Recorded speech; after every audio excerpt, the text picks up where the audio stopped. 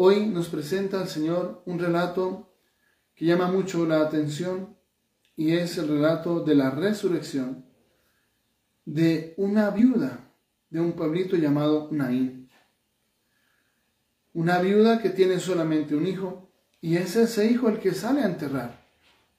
Un momento fuerte, un momento difícil, un momento desolador, un momento en que muchos preguntan, bueno, ¿y dónde está Dios? Pero mire, ¿por qué pasa una cosa así? Una persona totalmente indefensa, que además de que su esposo había muerto y solamente tenía un hijo, y se le muere el hijo, y queda totalmente sola, indefensa. Y es ahí donde el Señor muestra un signo muy interesante. Primero que todo, que Jesús se acerca. Y ese es un primer elemento que hay que tener en cuenta. Hay que acercarnos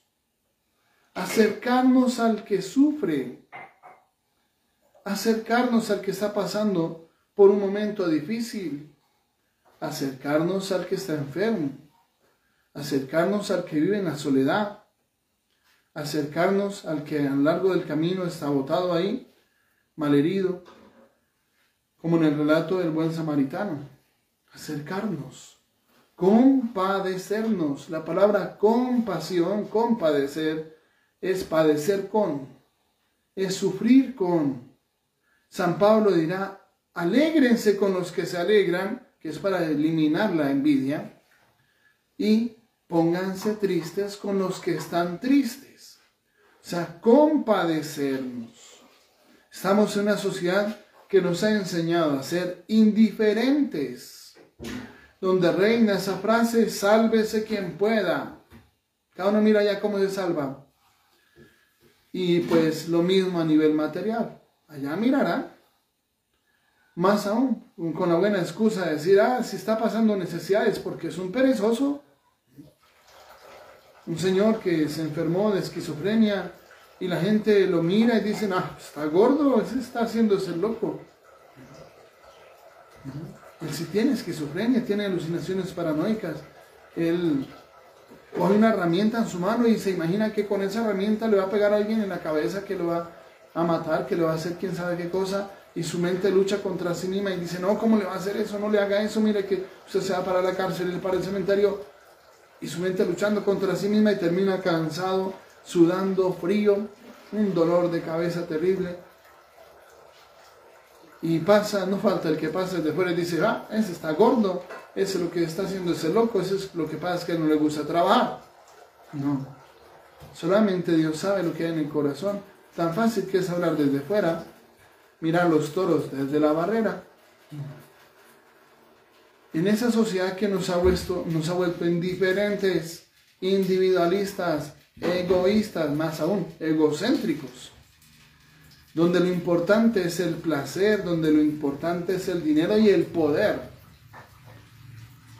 ¿Cuántos en este momento por subir al poder político están haciendo lo que sea, literalmente? Y si hay que venderle el alma al diablo, se la venden con tal de subir al poder, lo hacen. Está pasando en este momento en el mundo, lo está pasando. Esa es una situación. Y en ese mundo, pues el otro no importa. El otro allá que se friegue solo, como dicen muchos. Y en ese contexto el Señor nos muestra y nos enseña que no es ese el camino. Además, nosotros mismos vamos a ser juzgados por las obras de misericordia. El juicio final. El juicio final. Estamos hablando de palabras mayores. El juicio final es sobre las obras de misericordia. Nos van a decir, venga, benditos de mi Padre. Tuve hambre, me diste de comer, tuve sed, me diste de beber, estuve enfermo, me asististe, estuve en la cárcel, fuiste a verme, fui peregrino, me hospedaste, necesité un vestido, unos zapatos, me los diste. Vengan, entren al banquete, al reino preparado desde la creación del mundo. Que al mismo tiempo, no haber hecho obras de misericordia, contrae una situación muy delicada. Apártense de mí, malditos. Imagínense esas palabras. Y en la vida de Jesús, apártense de mí, malditos, id al fuego eterno preparado para el diablo y sus seguidores. Tuve hambre, no me diste de comer. Tuve sed, no me diste de beber. Estuve enfermo, no me asististe. Estuve en la cárcel, no fuiste a verme, nunca fuiste a verme, a visitarme. Fui peregrino, dormí en la calle, no me hospedaste. Necesité un vestido, unos zapatos, no me los diste. Pero ¿cuándo, Señor, te dimos a ti con hambre, con sed, enfermo en la cárcel, peregrino, desnudo? ¿Cuándo te dimos a ti necesitando? ¿Cuándo te dimos a ti enfermo? ¿Cuándo en la cárcel? El Rey de Reyes y Señor de Señores en la cárcel. ¿Cuándo te dimos a ti? El Señor dirá cada vez que no lo hicisteis con uno de estos mis humildes hermanos, conmigo no lo hicisteis. Esa es una situación fuerte. Y pensar que nuestro mundo individualista y egoísta, indiferente ante el dolor del que sufre, pues tiene que pararse a dar cuentas y no le va a ir muy bien. Podrá tener mucho dinero en este mundo, pero ¿de qué sirve eso si en el momento del juicio va a escuchar esas palabras? Apártense de mí, malditos, id al fuego eterno preparado para el diablo y sus seguidores. Esas son palabras mayores. Pensar que las obras de misericordia son la clave de nuestra salvación y es lo que menos hacemos en la vida, lo que menos hacemos. Obras de misericordia. Si hasta nuestro mundo pasa inclusive al revés, personas que suben al poder económicamente, políticamente, y hasta de los mismos pobres se aprovechan porque el dinero que usurpan, que es ajeno en la corrupción, es de los más pobres. Ese dinero, es que como son tantos millones, como se habla de miles de millones, pues llama como la atención que dentro de los miles de millones, que una tajadita, ¿no? Esos miles de millones ya tienen un destino y es la necesidad de los más pobres. Aquellos que en su casa ni siquiera tienen un baño, que en el momento de ir al baño pues toca salir por allá al pasto, ir a salir al pedazo, ¿sí? Y no hay un baño, no hay muchas cosas. Pero si alguien que sube al poder termina con una gran finca, una gran camioneta, una super casa, y fue de ahí, que a partir de ese momento se volvió rico, era de los más pobres. Entendimos al revés, vende lo que tienes, dáselo a los pobres, tendrás un tesoro en el cielo. Lo entendimos al revés. Muchos le están quitándose a los más pobres. Ese es el tema de la política. Los más pobres son los que necesitaban ese dinero, al que se le echó un serruchito por aquí, serruchito por allá, le doy tal contrato, si me da tanto, el tanto por ciento del contrato es para mí. Esas cosas cierran las puertas del cielo. ¿Y de qué sirve ganar el mundo entero si pierde su alma? ¿Por qué tanto afán por llegar al poder que son capaces de matar? Porque está pasando así. Son capaces de matar a su contrincante político. Si no lo mata físicamente con un sicario, lo mata verbalmente en su fama, difamándolo, sacándole lo peor que ha hecho, sacándole todo su pasado oscuro. Y son cosas que se presentan en nuestro mundo. Pero el amor al poder, al dinero y al placer nos llevan por caminos que no son buenos, que no son santos. Ahora Jesús se acerca a esta mujer que sufre y la consuela, le dice no llores. Y después se acerca al ataúd y lo toca, inmediatamente se paran, porque tocar en ese momento un muerto lo hacía impuro. Tenía que después hacer un proceso de purificación, un ritual de purificación, pero en ese momento en que toca a ese ataúd, le dice al muchacho, a ti te lo digo, levántate. Y ahí está mostrando que es Dios, Él es Dios. Porque cuando, por ejemplo, en el Antiguo Testamento, Eliseo resucita a ese muchacho que era el hijo único, una familia que no podían tener hijos, fueron los que le construyeron una casita allá en la terraza, una habitación para él, que tuviera ahí su camita, que tuviera una mesita donde escribir. Y le construyeron su habitación para él, para el profeta, que cuando llegara tuviera donde quedarse. Y no tenían hijos. Y Dios, por intercesión del profeta, les concede un hijo, pero ese hijo muere. Y llega el momento en que él ora, intercede, pide a Dios que ese hijo resucite, y efectivamente resucitó. Pero aquí no es algo parecido, no es que Jesús esté pidiendo que él resucite, no, con la autoridad que él tiene como Dios, porque es Dios, le dice a ti te digo, levántate. Y el joven se levanta. Y se puso a hablar y se lo entregó a su mamá. Ya no hubo funeral. Les tocó cada uno para su casa ir a guardar ese ataúd, porque ya no hubo funeral. Ya no hubo funeral, ya no hubo entierro ese día. Se lo devolvió. Ahora, esa mujer que pierde a su hijo representa a la iglesia que está perdiendo a sus hijos, porque se están yendo, porque esos hijitos no han quedado bien formados, porque han tenido falencias en su formación. Ellos mismos tenían que leer el catecismo, leer la Sagrada Escritura, nunca lo hicieron, ni tenían Biblia, ni tenían catecismo, y a misa nunca iban. A las tabernas, sí, a las cantinas, sí, allá se las pasaban, pero en el templo no. Y eso está pasando en nuestro mundo, hoy está pasando eso. Y esos hijos que no han estado cerca, que se han alejado, que han roto la comunión con la iglesia, que ahora acude a cualquier sitio para hacer yoga, ¿sí? Y creer en la reencarnación, o para andar por allá haciendo rituales de la nueva era, con velas de colores y con inciensos y con no sé qué más cosas de la nueva era, para ir a abrazar un árbol a las 5 de la mañana y que ahí le transmite la energía universal y que eso es Dios. Ya no necesita ir a misa a comulgar, ya solamente abrazando un árbol está transmitiendo la energía universal. Y que hacen rituales donde se van a un determinado sitio para no sé qué cosas tomar, o el yagé o no sé qué más, y quedarse descalzos, que para que la energía universal fluya en su cuerpo, un montón de cosas, pero que no son de Dios, creyendo que en la Pachamama y todo el tema, y resulta que la Pachamama para ellos es un Dios al que le ofrecen sacrificios humanos. Hay un muchacho al que lo enterraron vivo, con la intención de que se muriera, y era un sacrificio para la Pachamama. Es un tema complicado. Muchos no le ven como un problema, como si fuera lo mismo, como que, sí, la madre naturaleza, la hermana naturaleza. ¿Sí? Y resulta que lo ven como si fuera una especie de diosa a la que le ofrecen todavía sacrificios humanos. Espérese un poquito, por ahí no es. Pero hay gente que anda creyendo en todo eso. Otros, pues, que ya rompieron su comunión con la iglesia y ahora van a congregarse en cualquier sitio donde construyen una casa bien bonita, muy, muy bonita, donde se van a reunir con música, como si la liturgia fuera, no sé, una reunión de vecinos que organizan una fiesta. Bueno, pongamos música, hagamos esto, traigamos tal cosa. No. Y muchos quieren que también la forma de celebrar el culto, venga a ver, inventémonos algo. Claro, una buena predicación. Listo, ya, para de contar. No.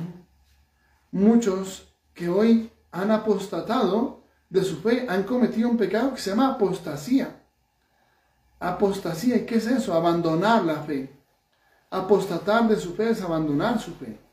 Como si, por ejemplo, usted se fuera de su familia y dijera, no, mi familia todos son borrachos, yo no quiero pertenecer a esta familia, y va y se quita el apellido, se cambia el apellido o alguna cosa por el estilo, y se va por otro lado y de su familia no quiere saber nada, y que su familia no sepa dónde está, que su familia piense que está un desaparecido y que lo están buscando por todo lado, y resulta que no, que lo que hizo fue irse a la casa y decir, yo por aquí no vuelvo, ¿sí?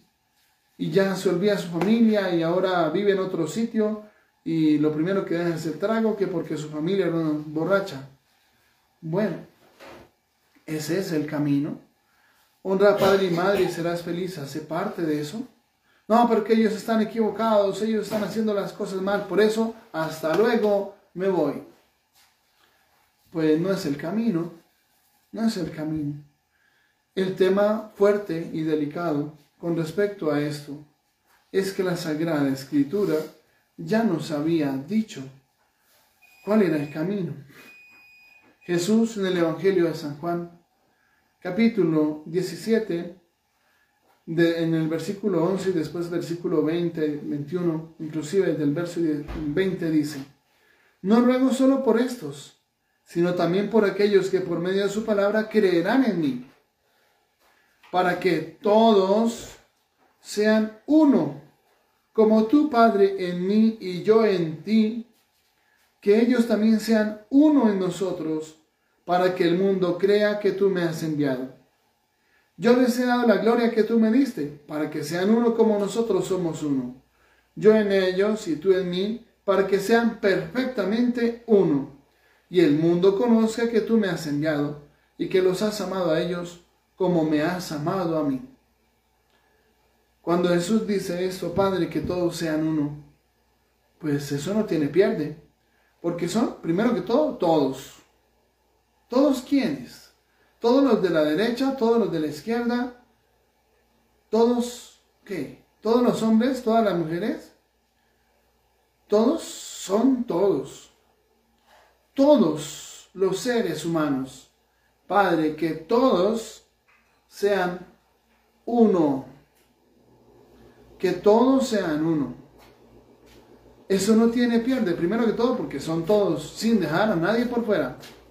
Y cuando dice que sean uno, pues no tiene pierde porque es donde sean uno. No dice, Padre, que sean dos, los de aquí y los de allá. No. Que uno lo pusieran a escoger a dónde voy, a los de aquí o a los de allá. ¿Cuál será el grupo? ¿Cuál es el mejor? ¿En dónde tengo que estar? No, no es que no tiene que escoger entre dos, mucho menos entre 50,000. No, Padre, que todos sean uno. Que todos sean uno. Que todos sean uno. Por eso Jesús había dicho también en capítulo 10 del Evangelio de San Juan, creo que es versículo 17, donde dice, también tengo otras ovejas que no son de este redil. Cuando dice, yo soy el buen pastor, conozco mis ovejas, las mías me conocen a mí, mis ovejas escuchan mi voz y me siguen. Y después dice, también tengo otras ovejas que no son de este redil, también a ellas las tengo que atraer, y habrá un solo rebaño y un solo pastor. Ahora, ¿cuál es ese pastor? Jesús Eucaristía. Jesús Eucaristía, Jesús presente en la Eucaristía. ¿Y cuál es ese rebaño? Pues el Señor dice en Efesios 5:23, Cristo es la cabeza del cuerpo de la iglesia. El rebaño se llama la iglesia. No las iglesias, sino la iglesia. Es una sola. Es una sola. No son dos. No son dos. Es una sola. Por eso cuando la edifica dice, tú eres Pedro, y sobre esa piedra edificaré mi iglesia. Miren que no la fundó sobre los apóstoles diciendo, ustedes son las piedras. ¿Sí? Ustedes son las piedras. Por lo menos allí habían 12 piedras. No. Le dice solamente a Cefas, Pedro, tú eres Cefas, piedra, y sobre esta piedra edificaré mi iglesia. Y las puertas del infierno no la derrotarán. A ti te daré las llaves del reino de los cielos. Lo que ates en la tierra, quedará atado en el cielo. Lo que desates en la tierra, quedará desatado en el cielo. A ti te daré las llaves del reino de los cielos. ¿Por qué dice eso a Pedro?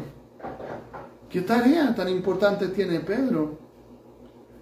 Y cuando dice es mi iglesia y las puertas del infierno no la derrotarán, permanecerá hasta el final de los tiempos.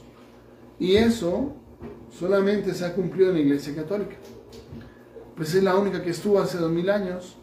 Papas, después de Pedro hubo otro papa y otro y otro y otro hasta el día de hoy, sin que se rompa lo que se llama la sucesión apostólica.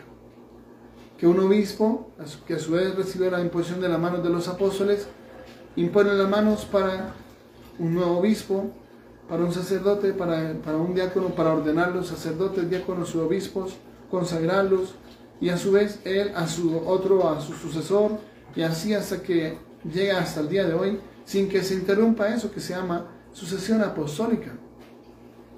Eso es muy interesante y muy importante, y es muy valioso. Ahora, con respecto a esa unidad, que es el plan de Dios, el Señor nos advierte que no hay que romper esa unidad.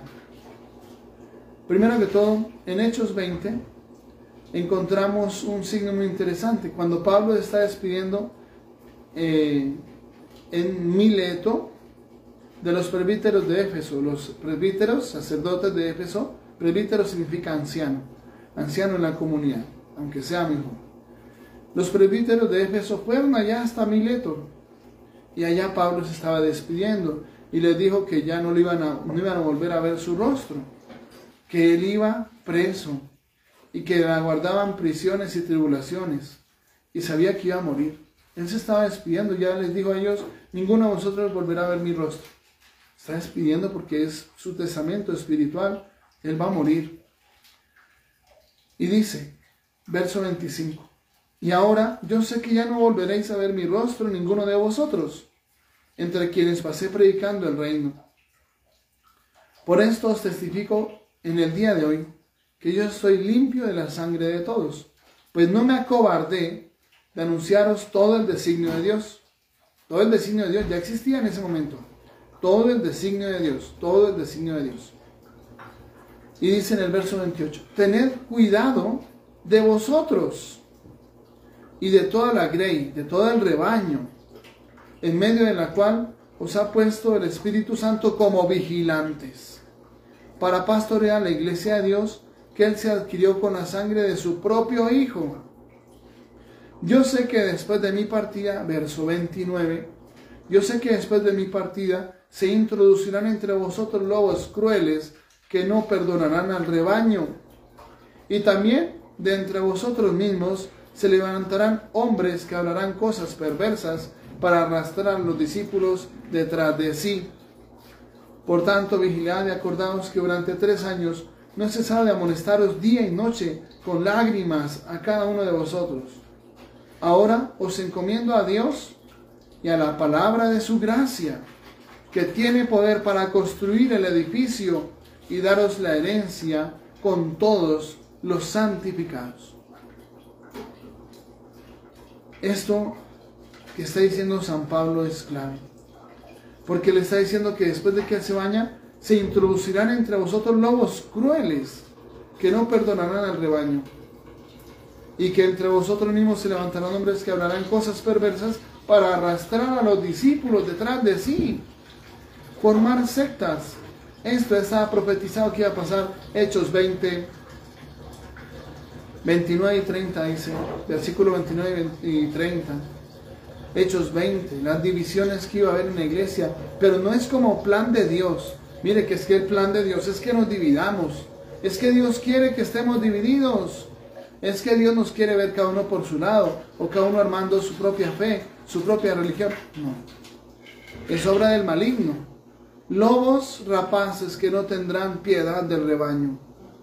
Y recordemos también que en el mismo Evangelio de San Juan capítulo 10, donde dice, yo soy el buen pastor, el buen pastor da su vida por las ovejas. En cambio el asalariado, el que no es pastor de las ovejas, ve venir el lobo y huye. Y el lobo entra y hace presa de las ovejas y las dispersa. Las dispersa. Ese es el plan del maligno. La palabra diabolus, de ahí viene la palabra diablo, significa el que divide, el que forma una división, el que uno se aparte y diga, no, yo no creo en esto, yo no creo en aquello, yo opino que es mejor de esta forma, yo opino que tal cosa. Esas divisiones son del maligno. Ese es el plan del maligno, eso es lo que él quiere, eso es lo que trabaja todos los días. Por eso en 1 Corintios 1, después del saludo que hace Pablo, viene a decir una cosa muy clara. Versículo 10, 1 Corintios capítulo 1. Os conjuro, hermanos, por el nombre de nuestro Señor Jesucristo, a que tengáis todos un mismo hablar, y no haya entre vosotros divisiones. Antes bien, estéis unidos en una misma mentalidad y en un mismo juicio. Porque, hermanos míos, estoy informado de vosotros por los de Cloé, que existen discordias entre vosotros. Me refiero a que cada uno de vosotros dice, yo soy de Pablo, yo de Apolo, yo de Cefas, yo de Cristo. ¿Está dividido Cristo? ¿Está dividido Cristo? ¿Acaso fue Pablo crucificado por vosotros? ¿O habéis sido bautizados en el nombre de Pablo? ¿Sí? Está diciendo que conserven la unidad y que esa división no es de Dios. 1 Corintios 1, versículo 10 en adelante. Y en el verso 13 es donde dice, ¿está Cristo dividido? Porque es que es un solo cuerpo. Y esto es tan grave, pero tan grave, que la carta de San Pablo a Tito, en el tercer capítulo y último, dice lo siguiente, versículo 9. Evita discusiones necias, genealogías, contiendas y disputas sobre la ley, porque son inútiles y vanas. Al sectario, al que divide la iglesia, y así específicamente dice la Reina Valera, al que divide la iglesia, que forma secta, después de una y otra amonestación, rehúyele. Al que forma secta, al que forma otra iglesia, ya sabes que ese está pervertido y peca, condenado por su propia sentencia. Qué cosa tan dura. Está hablando el Señor de que si uno se divide, está en pecado, y habla de condenación. Si ese texto no estuviera, yo no diría nada. Si la Sagrada Escritura no prohibiera las divisiones hasta el punto de hablar de condenación, yo no diría nada. ¿Cuál problema habría? Uno diría, no, pues que haya diversidad, que cada uno crea lo que quiere creer, ¿sí? Que cada uno viva a su manera, como quiera vivir, que no tengan que seguir las mismas normas todos, que cada uno arme sus propias normas. Si uno diría, bueno, no pasa nada, pero cuando la Sagrada Escritura prohíbe las divisiones hasta el punto de hablar de condenación, tengo que hablar, tengo que decir, ese no es el camino.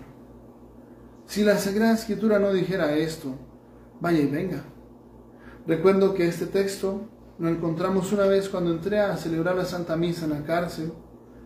En ese momento en el patio 1 solamente había 3 personas. El patio 1 es donde están varios que han sido policías o jueces y que no los pueden mezclar con los que ellos tal vez cogieron en alguna época y lo metieron a la cárcel, que están en los otros patios.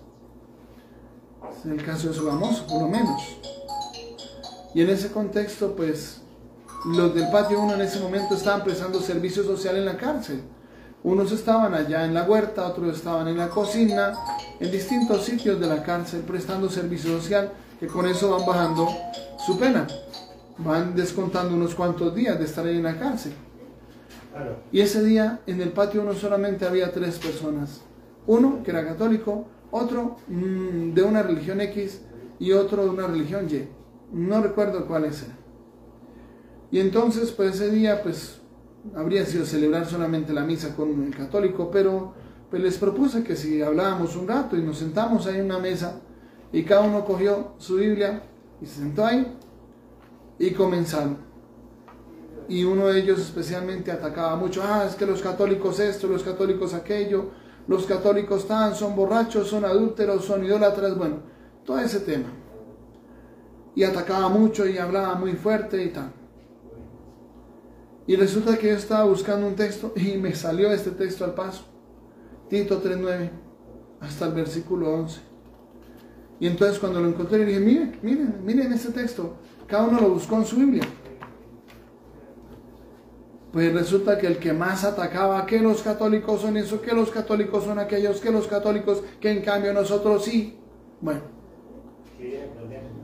cuando llegó el momento en que él encontró ese texto en la Biblia, fue un momento complejo, muy complejo. Porque mire que comenzó, él veía ese texto y lo leía, lo releía, leía en la parte de atrás, leía adelante y comenzó a pasar hojas y reía y se rascaba la cabeza y volvía y leía y pasaba hojas y se desesperó.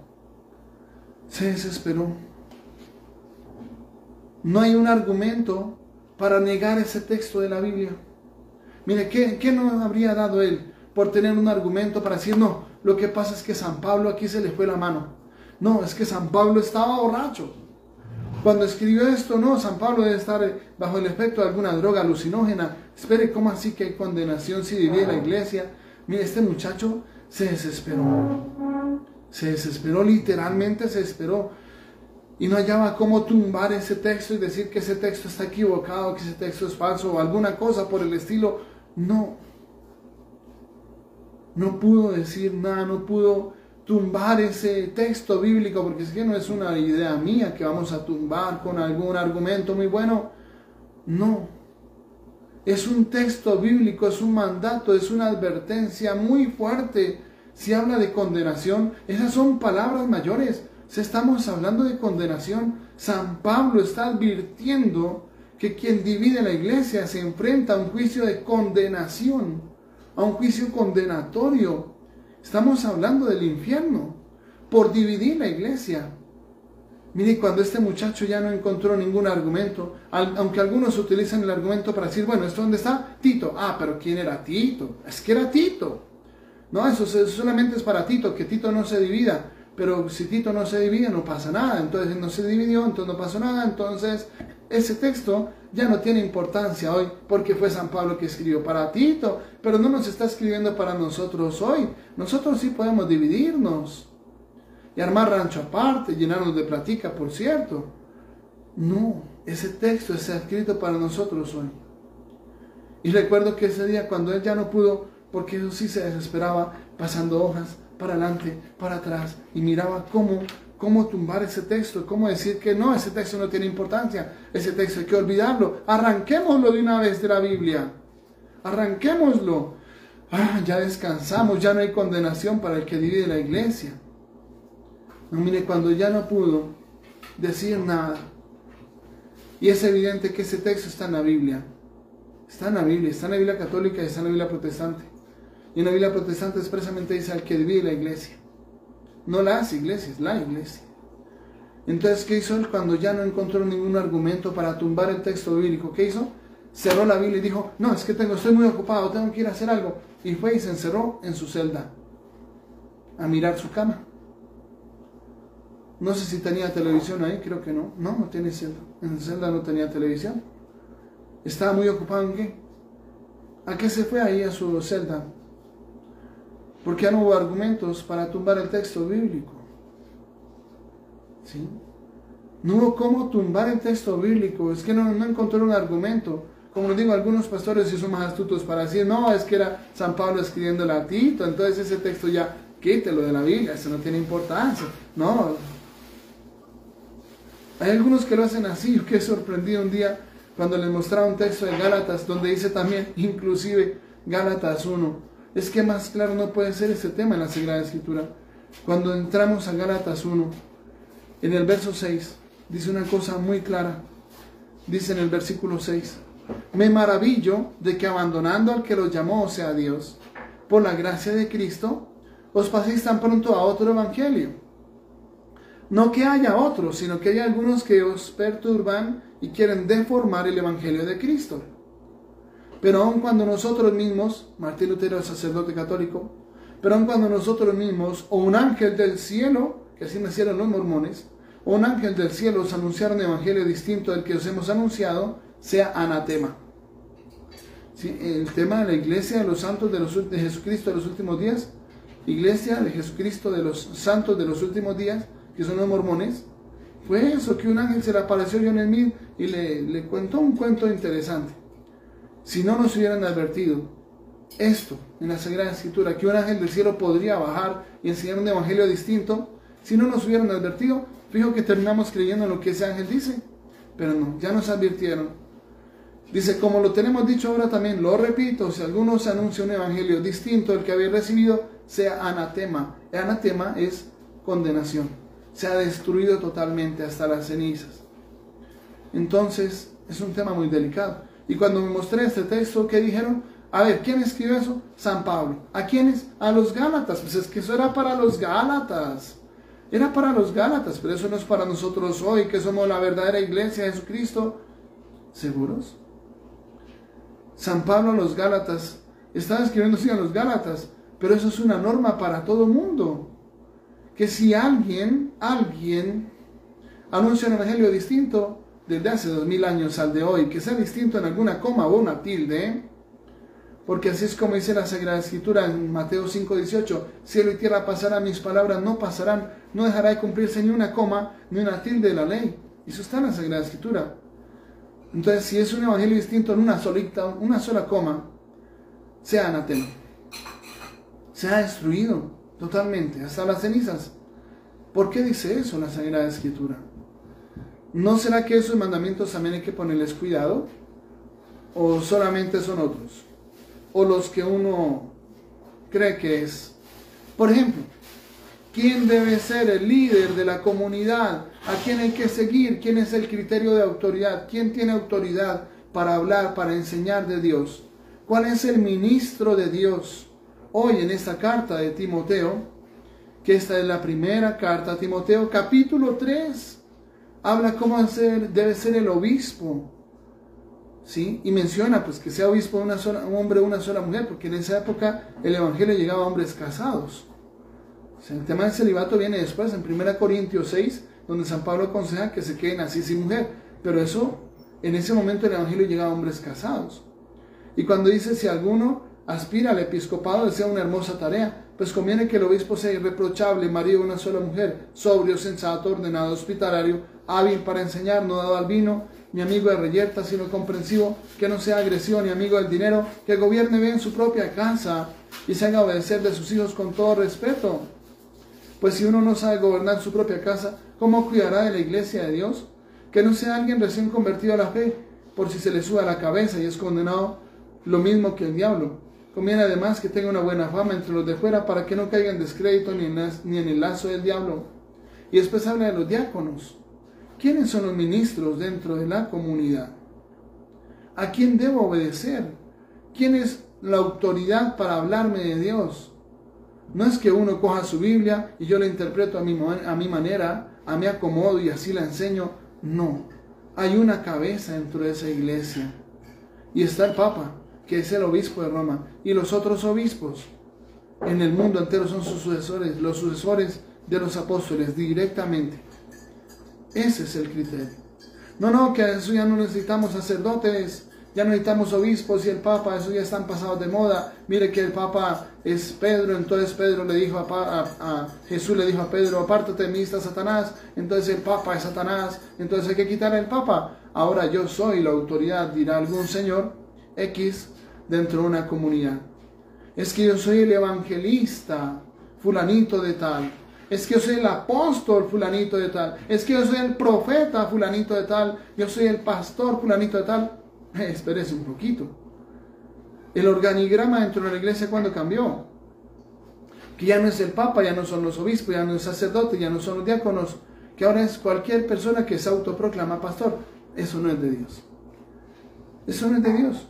Sé que a más de uno no le va a gustar lo que estoy diciendo, pero es que es lo que está en la Sagrada Escritura. ¿Quiénes deben estar al frente de la comunidad?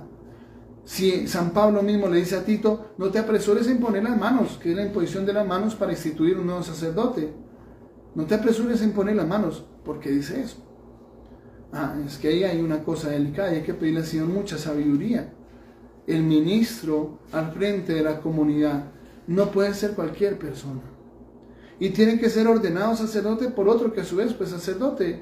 No es que cualquiera, vamos, venga, usted va a ser el nuevo pastor. Vamos a hacer oración todos en poner las manos sobre él para que se convierta en pastor a partir de hoy. No, eso no es así. Según la Sagrada Escritura, no es así como se elige a un nuevo líder de una comunidad. No es así, no es a la suerte. Echémonos a la suerte a ver a quién le toca. Usted va a ser el pastor, mire, le salió cara su moneda. No. Hay que tener cuidado en esto, mucho cuidado. Por eso el criterio de autoridad es esencial.